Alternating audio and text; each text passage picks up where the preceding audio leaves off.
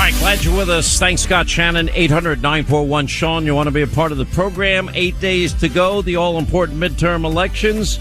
White House finally persuaded a few Democrats to even invite Joey to campaign for them. Boy, that is a real exciting campaign event if ever I've heard one. Joe Biden on the campaign trail. Anyway, voters continue to trust Republicans more than Democrats 8 days out of these all-important midterms. Despite President Biden warning in what he dubbed his closing argument ahead of the midterm elections that GOP policies would worsen inflation and broaden and the broader economy. Jen Psaki actually said, well, we just need more time. It's really not our fault. We need more time. That's why it's happening. Kathy Hochul is actually trying to claim that crime is not at a record high in New York, in spite of the numbers that prove her wrong that we've gone over again and again and again. But, you know, the striking gap between the Democrats, their rhetoric, and voters' thinking comes as, you know, we now see what this election is about. In 8 days, this is going to be Americans asking themselves, since Joe Biden has become president, are you better off than you were, 21 months ago? Because the answer is obviously you're not. You know, the economy's not doing better. We had a gross domestic product of 1.4%. Now months and months and months of a 40-year high. It's transitory. It's one day the inflation numbers come in. Biden and Kamala Harris, 0%. Zero. So, you know, now they've gone back to, they even brought out of retirement the anointed one, Barack Obama. And, you know, he went back to his old, they're going to take away your Social Security. They're going to gut Social Security. They're going to gut Medicare. This is what he said. So inflation's a problem. What is the Republican answer? Look, I mean, if they had a great answer, that'd be one thing. But you know what their big economic policy is? What? They want to gut Social Security and Medicare and then give big tax cuts to the wealthy and some of the most successful corporations in the world. That's their agenda. And by the way, that's their answer for everything. Debbie knows, Gary knows, back in 2008, 2010, inflation was low, unemployment was high. What was their answer? Tax cuts for the wealthy and cut back on Social Security and Medicare. It doesn't matter what the problem is. No matter what. Listen, if there was an asteroid heading towards Earth and we got everybody in a room said, what are we going to do? I think we should cut taxes for the wealthy. No, that's not going to help you. All right. So what did I tell you in the beginning of this election year? I said Democrats have three things that they're going to run on. They're going to run on January 6th and hating Donald Trump. Number one. Number two, they're going to run on abortion.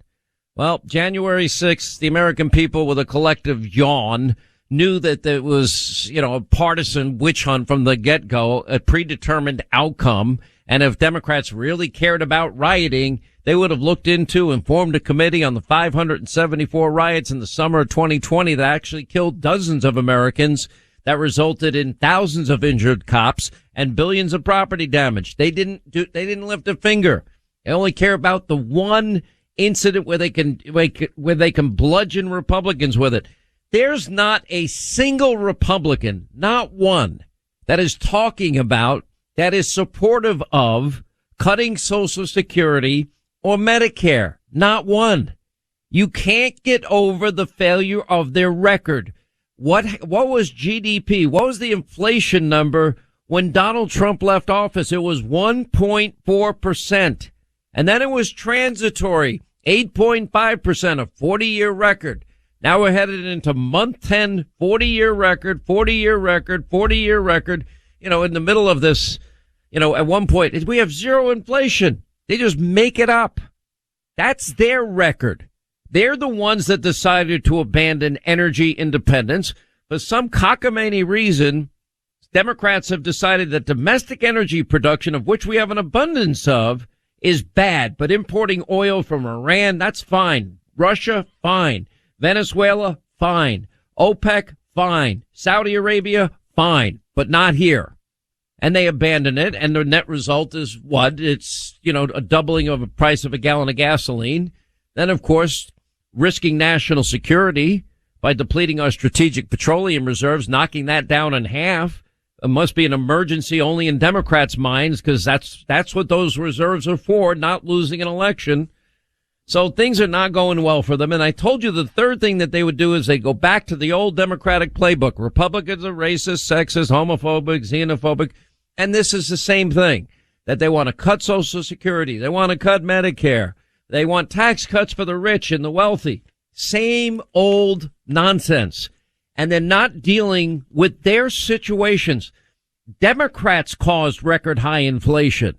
They caused the record high prices in gasoline. They caused the chaos at the border by abandoning Trump's policies of stay in Mexico and building the wall. They're the ones that came up with this idea that building or producing energy domestically is bad, but it's okay to import it from countries that hate us. All of these things were preventable. They're the party of defund, dismantle, no bail laws. They're the party of woke education and CRT and transgenderism. I'm watching all of this and I'm like, there's nothing that they're saying that can mitigate the failure of their policies. Was Afghanistan's withdrawal a success? How about Joe's leadership around the world? He's laughed at. He's mocked. He's ridiculed. He got exposed by the Saudis as trying to collude with them to not only would they not agree to his request, which is to increase production of energy and oil, they decreased it. And then they went out publicly and said, no, we're not going to delay our decrease because you want to get past the midterm. If any Republican did it, it would be called collusion. Anyway, so Democratic candidates already now we can see are beginning to point fingers at Pelosi and Biden and Schumer as this day of reckoning hopefully occurs in 8 days. I'm not saying it with any certainty. If I could tell you one thing that you must not allow to happen, don't let these polls make you think one way and the other that either the election's in the bag or my vote doesn't count, because it has to count. We have no choice but to get out there and give it everything you've got for the sake of our kids, for the sake of our grandkids. There's too much at stake here. As hope is now increasingly bleak for Democrats. They're getting more shrill in their rhetoric. Democrats, cries for new blood began with the rise of the party's left-wing members, the Squad. But the Squad has pretty much controlled the agenda. So how did they make the case that they should be the replacement of Pelosi and Schumer and Biden, considering they're a party of one mind? Anyway, so we'll see what happens here. Anyway, Republicans head into the final week with leads in states, and voters feel that things are out of control. This was a recent poll that came out by CBS News, a battleground tracker poll, and what it found is the election is already underway. Millions have voted. Tens of millions more will vote before November 8th, and that 8 in 10 likely voters now describe things in this country as out of control as opposed to under control. Say what you will about Donald Trump. He was in control. The world feared him, and he made decisions, and he made good ones. Anyway, so out comes Barack Obama, the anointed one to save the day. And, Republicans, they want to cut your Social Security. No, they don't. There's not one Republican advocating that. They're not interested. They're only interested in making you angry. No, people have a right to be angry when the average family's paying $7,200 more for the same items they were buying when Donald Trump left the presidency. Even the Washington Post called out the Democrats' false claim that Senate Republicans plan to end Social Security and Medicare. Watching Stacey Abrams slam Georgia's sheriffs as good old boys club, the same lady that says it's the worst state to live in. You can't make this up. Kathy Hochul, during an interview with Al Sharpton, is calling Republicans master manipulators. When they talk about crime, they're data deniers. No, they're not data. They're actually doing a reality check. One thing that was interesting to me is they brought back Obama this weekend. And some people said, "Would you think he's going to have any impact?" I said, no, none. He can't overcome their crappy record. even the pro-democratic Atlanta Journal-Constitution now has Herschel Walker leading Raphael Warnock. Now it's 46-45. If you don't win 50% plus one, there'll be a runoff on December 6th. I think that would be advantage for Herschel Walker. And in the governor's race, it's 51-44. Kemp over Stacey Abrams. But I was thinking as I'm, watching Obama this week, and I'm wondering, does he really support the positions of Raphael Warnock? I know he supports his position on Farrakhan and Jeremiah Wright. Now, for 8 years, they withheld the picture of Obama and Louis Farrakhan. I suspected there had to be one at the time, but I couldn't find one. Anyway, it came out after his presidency, and we know that he sat in the pews of Jeremiah Wright. I don't know if he agrees with Warnock on his praise of Fidel Castro. I don't know if he thinks that cops are thugs and gangsters the way that Raphael Warnock does. I don't remember Obama ever pushing for energy independence, but I don't remember him ever, going as far as Joe Biden and the new Green Deal Democrats. I don't even remember Obama pushing critical race theory or gender identity theory. So I'm watching as he's, advocating for all these people. Does he agree with Raphael Warnock that the opioid crisis is only a public health emergency because the faces of human tragedy are white and suburban?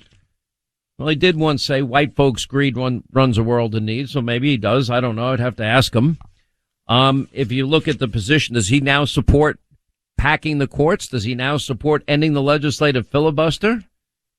Does he, on any of these positions, does he have any concerns campaigning for a guy that was accused of using his car as a weapon in a domestic dispute with his wife and tried to run over his wife, according to his wife's own testimony and own interview in the media, and that her foot was run over? Does he care that Raphael Warnock was arrested for obstructing an investigation into his own summer camp in terms of child abuse? 5 cases of abuse, varying degrees found. You just gotta have, interesting people want to know. He's out there campaigning, with the likes of Mandela Barnes. I love what Herschel Walker said. It was pretty good. He responded to Barack Obama and his attack. And Obama had said, well, he's just a celebrity who wants to be a politician. Anyway, Walker then, kind of laughed at it. And he said, President Obama said last night, I'm a celebrity. He got one thing wrong, didn't he? I'm not a celebrity. I'm a warrior for God. And he got something else wrong. 2 years ago, he told us to vote for Joe Biden, didn't he? He got that one wrong. And he lost twice in Georgia already. Hasn't he? Maybe he should be sitting this one out, which I thought was a pretty good line by Herschel. And then he's in Wisconsin. And he's supporting Mandela Barnes, another radical. Anyway, the polls look good. We'll go over some of these numbers as we continue throughout the day today. But this is going to be a simple question that every American needs to ask. Are you better off than you were since Joe Biden has become president? And if you are better off, call us. Tell us where you think you're better off. I'd love to hear from you.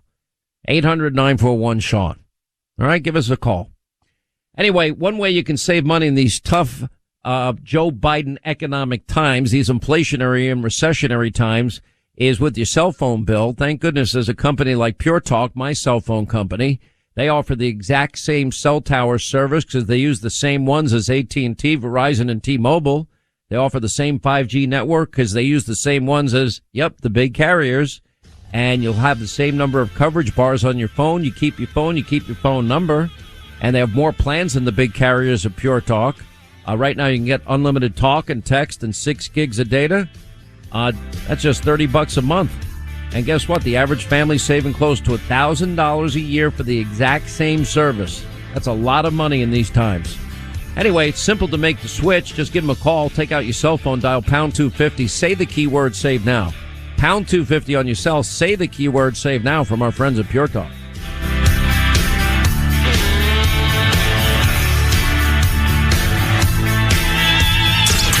Newt Gingrich here, and I'd like to invite you to listen to my podcast, Newt's World. Most people know me as the former Speaker of the House, but I'm also a historian with a wide range of interests. I enjoy talking with fascinating people across a variety of topics.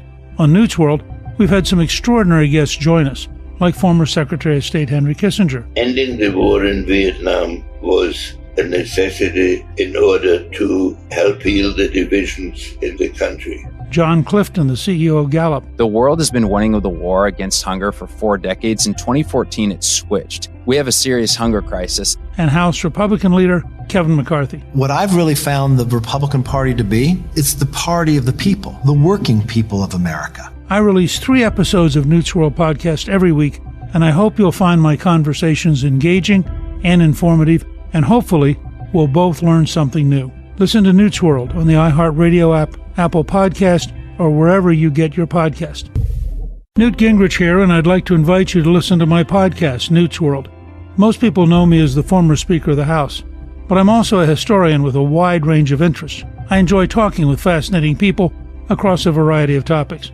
On Newt's World, we've had some extraordinary guests join us, like former Secretary of State Henry Kissinger. Ending the war in Vietnam was a necessity in order to help heal the divisions in the country. John Clifton, the CEO of Gallup. The world has been winning the war against hunger for 4 decades. In 2014, it switched. We have a serious hunger crisis. And House Republican leader Kevin McCarthy. What I've really found the Republican Party to be, it's the party of the people, the working people of America. I release 3 episodes of Newt's World podcast every week, and I hope you'll find my conversations engaging and informative, and hopefully we'll both learn something new. Listen to Newt's World on the iHeartRadio app, Apple Podcast, or wherever you get your podcast.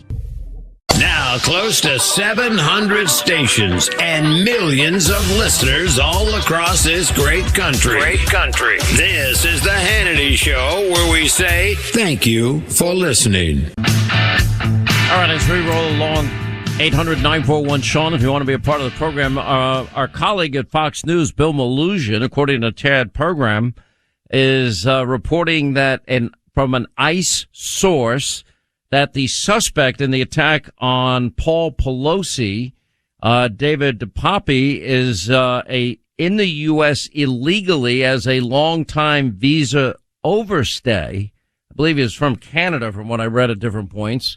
You know, it's been interesting to watch the media's reaction to this. It's sad too. For example, there's one article: Trump finally condemns Paul Pelosi attack, declares Democratic-run cities are far worse than Afghanistan. And he went on; he was very clear about this. You know, he said what happened is a terrible thing. With all of them, with every incident of violence, it's a terrible thing. And then he talked about the violence in Democratic-run cities. Since 2009, on my television program, we've scrolled the names of people shot and killed, names you've never heard of, in the city of Chicago. You see record after record violent crime increases in cities with defund, dismantled, no bail laws. You know, and then all the victims of crimes of people that they let out that are violent. Now Democrats are trying to push back. You're a statistic denier. No, we're not statistic deniers. It is imbecilic. It is idiotic. It is insane for anybody to go along with the idea of releasing convicted murderers, for example, like John Fetterman wants. But, you know, if you look at the Democratic Party, it's sad. How come they're not interested in the 574 riots in the summer of 2020, but they only care about January 6th? How is it they care about Paul Pelosi, but not the people killed and beaten every weekend in every major city? 25 till the top of the hour, 8 days till the all-important midterms. Thanks for being with us. Best election coverage available on your radio dial. We got a great Hannity tonight, 9 Eastern on Fox. Hope you'll join us. Herschel Walker, Dr. Osron Johnson, Don Bolduc, who's now dead even with Maggie Hassan in the Live Free or Die state of New Hampshire. Kellyanne Conway, Mike Huckabee, Leo 2.0 Terrell, Larry Elder are going to join us. I look at the polls. This is how I'm looking at this election. I'm looking at what we can't make the same mistake that we made last year. And I'll speak for myself, a mistake I made last year. I did not see, I did not feel, I did not sense, I did not know. There was nothing in any way that indicated that the New Jersey gubernatorial race was in play. Nothing. There was no evidence at all. There wasn't a single poll that showed, wow, this thing is a lot closer than we thought. You know, we were paying an awful lot of attention to Glenn Youngkin and his campaign and Terry McAuliffe's dumb, idiotic statements about parents should get out of their kids' education or something to that point. So we're not letting anything ride here, but it doesn't mean that anything is in the bag either. The only poll that's going to matter is going to be the results in the election. That is the poll that is going to matter the most. So I'm urging people that you've just got to, you got to look at where the country's headed, and you got to decide whether or not you share the same sense of urgency that so many people I know do have. And that is that this is America now at a tipping point. You know, this is one of those moments where it's simply two competing visions for America that are just irreconcilable. Either you believe in capitalism or you believe in new Green Deal radical socialism where everything's free. You know, guaranteed pre-K, guaranteed government jobs, guaranteed free college, guaranteed tuition, loan, forgiveness, guaranteed wage, guaranteed government health care, guaranteed government retirement, guaranteed government healthy food, whatever it happens to be. And if you see that this is failing and failing spectacularly, then you're going to have to act. I don't know how you reconcile those of us that believe in law and in order to keep safety and security for every American in every town and every city. How do you reconcile that with no bail laws? How do you reconcile that with defund the police and wanting to bring social workers in whenever there's a dispute that arises in a community? It's some of the dumbest, pop psychology that I've ever heard in my life. It's not going to work. It's never going to work.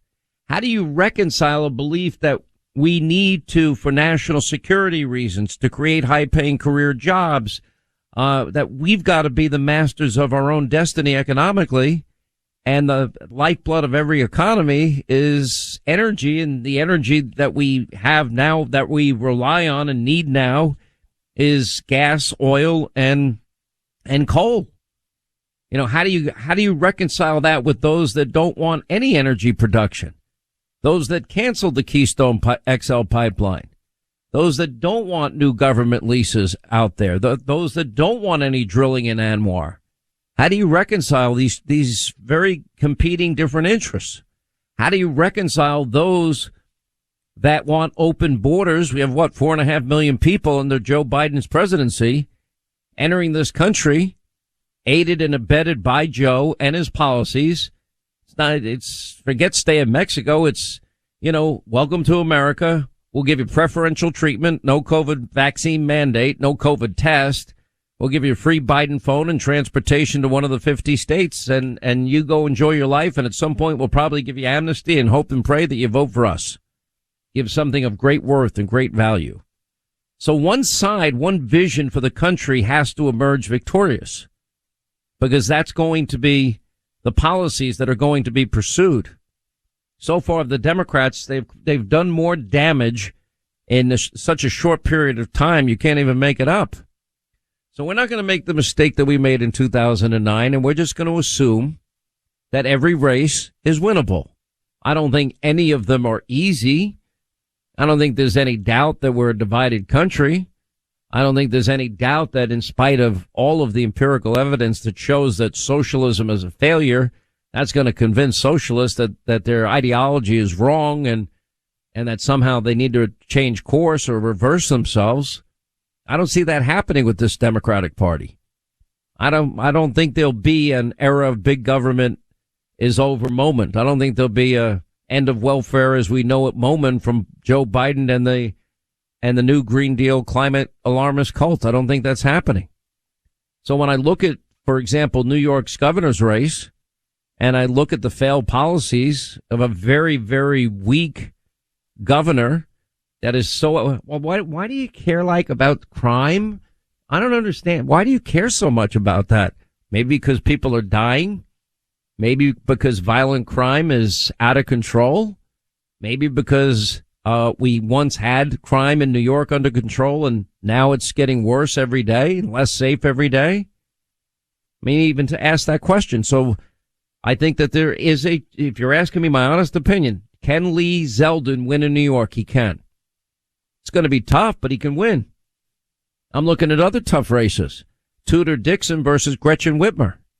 And if you watch the two debates in Michigan, I mean, it was Tudor Dixon just wiped the floor with Gretchen Whitmer. Wasn't even close. And Gretchen Whitmer, frankly, looked silly by the end of both of those debates. We now have a poll out of the state of Washington where Republican Tiffany Smiley is now dead even, 46-46. This is a More Information Group poll just released today that Smiley is tied dead even with Patty Murray. Nobody saw that as a possible pickup for Republicans, but now it's a possibility. You know, you may remember years ago was Congressman Foley that lost out there. Nobody saw that coming. Anything can happen in these elections. You can't take anything for granted. If I had, you know, my way, I would hope every American sees the importance, especially of the Senate. I think the Republicans should do very well in the House, at least according to the polls. I think it's good that they've been running on a positive agenda, which is their commitments to America. I'm fully aware that if Republicans win the House and Senate, that doesn't mean that change will be automatic, but it will create an environment that when we get a Republican elected president again, that all of this can be fixed and resolved and we can get back to peace and prosperity and economic sanity. I think, you know, you just have to face the reality of it. And what I like to see, every race is important. You know, am I taking it for granted that Marco Rubio wins re-election? I'm not. He's up by double digits. I'm not taking it for granted. Not taking it for granted that Ron DeSantis wins either. It's going to take people in Florida getting out and voting. I know the polls show even the Atlanta Journal-Constitution has Herschel Walker up now. That's pretty fascinating. But you got to remember, in Georgia, you got a libertarian candidate, so you got to win 50% of the vote plus one. And even Governor Kemp he might have a runoff December 6th. Who knows? But for the people of Georgia who've been voting in record numbers, I hope you're voting for Herschel Walker. I think he'll be a great senator from Georgia. You know, I'm not worried about people like Senator John Kennedy in Louisiana. I'm not worried that much about Senator Tim Scott in South Carolina. Not that worried about Rand Paul in Kentucky. Not that worried about Chuck Grassley in Iowa. But I'm not taking those races for granted either. We mentioned them just to make you aware, if you're in those states, that they're up for re-election. And if you want to keep your good senator, you're going to have to go out and vote for your good senator. I'm not 4.5 point Real Clear Politics average lead for Ted Budd in North Carolina, but I'm not taking that for granted. I'm looking at the polls in the great state of New Hampshire, the live free or die state of New Hampshire. You got Governor Chris Sununu, who's up by double digits, like 15 points. Don Bolduc, who's running for Senate, just got endorsed by President Trump over the weekend. Bolduc is now winning, is now statistically dead even with Maggie Hassan. Nobody knows who Maggie Hassan is. And you want to know why nobody knows who she is? Because she hasn't done anything. She's just a rubber stamp vote for Schumer and Biden. Just a radical left winger. You know, Dr. Oz is now up in the state of Pennsylvania, but I'm not taking that race for granted. Democrats have put another $20 million to prop up John Fetterman. Is it because John Fetterman is, you know, this guy's record is so extreme, it's so radical, and it's just like Mandela Barnes in Wisconsin. You know, no restrictions on abortion, moratorium on fracking. Release as many convicted murderers as possible. Open up the jails and let a third to half the prisoners out in Pennsylvania. How crazy is that? Heroin injection sites paid for by taxpayers. Let's sue the oil companies and grocery CEOs. Brilliant. Let's make Pennsylvania a sanctuary state. You know, imagine a Republican ever chasing down the street an African American, an innocent jogger, and according to the jogger, being held at gunpoint with a shotgun pointed at his chest. Anyway, so this poll out in Washington State, Tiffany Smiley tied with Patty Murray. To me, that is a state that can be won by Republicans if every Republican out in the state of Washington wants change. This is your opportunity. I mean, Joe O'Dea is getting within the margin of error with Michael Bennet. It's a long shot. But if I'm in Colorado, I'm not staying home. I'm going to vote. You got Ron Johnson in Wisconsin. I think they've dumped somewhere between $80 and $100 million to smear and slander him. The latest smear and slander was from Obama there this weekend. J.D. Vance, he's up by a comfortable margin, but I'm not taking Ohio for granted. Mike DeWine is up by like 21 points. I'd like to see J.D. Vance up by 21 points. So if you're in Ohio, pay attention to J.D. Vance's campaign. He's going to need your help. And you go out west and you got Adam Laxalt. It's been a back and forth race there. He's up against a Democrat that nobody even knows because you have another rubber stamp for Democratic vote. Out in the state of Arizona, Kari Lake now has been pulling away from, I think Katie Hobbs is probably as bad as Kathy Hochul in terms of a gubernatorial candidate, but she's been pulling away. Now Blake Masters is dead even with Mark Kelly. That is absolutely a huge, massive pickup opportunity for Republicans. I mean, if you vote for Mark Kelly, you're voting for Chuck Schumer. He never deviates from the radical Democrats. He's a reliable Democratic vote. Why are they throwing all this money into Fetterman's campaign? Because he's going to be a leader in the Senate? He's not going to be a leader in the Senate. He's going to be a rubber stamp Democratic socialist vote. The Democratic Party speaks with one voice. Patty Murray will be a reliable New Green Deal radical socialist Democratic radical vote. I see very little unique thought coming out of the Democratic Party. So all these races, from my perspective, we've just got to assume that they are winnable. And then you got to go out and try and win them. And the only way you win races is if you go out there and vote. That's the only thing we have at our disposal. The only opportunity we have. By the way, what did Obama say? We had 57 states, I think, at one point. Anyway, Biden now has us up to, he claims the U.S. has 54 states. And by the way, if they do, that means, not a joke, everybody, that's why we were defeated in 2018 when they tried to do it. We went to 54 states. Went to 54 states. What are the names of the states, Joe? I mean, it's so bad. I think people are feeling this sense of urgency. I hope so. It's hard to convey on radio or TV the urgency that I'm feeling. I'm just feeling like, wow, this could really happen. This is not good.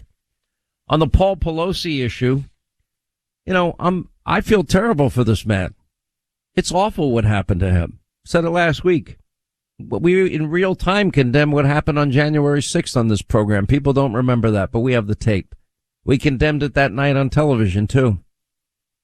Just like we consistently condemned all through the summer of 2020.